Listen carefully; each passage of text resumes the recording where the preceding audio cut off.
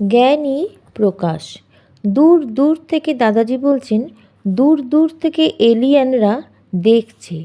তারা দূর দূর থেকে এসেছে, কেউ গ্যালাক্সি থেকে, কেউ ইউনিভার্স থেকে, গ্রেট ইউনিভার্স থেকে, গ্রেট গ্রেট ইউনিভার্স থেকে যারা এসেছে। কেউ মানুষ রূপে আছে, কেউ সাকারে আছে, কেউ মানুষ রূপে সাকারে আছে।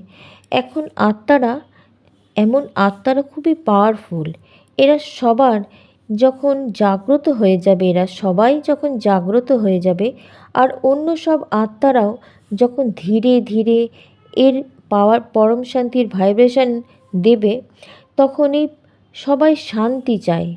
এখন আর কেউ অশান্তি চায় না, সবাই শান্তি চায়, কেউ বিনাশ চায় না। বিনাশ তো এই ব্রহ্মাণ্ডের অর্ধপ্রলয়, প্রলয়, কল্পপ্রলয়, মহাকালপ্রলয় হয়।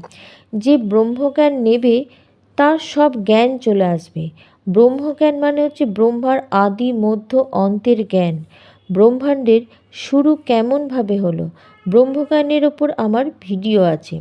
দাদাজি বলছেন ব্রহ্মজ্ঞানের কি উপকারিতা, এতেও ভিডিও আছে। এসব তোমরা সবাই দেখো। জ্ঞান সাগরে ডোবো। জ্ঞান সাবজেক্টই অনেক বড় জিনিস।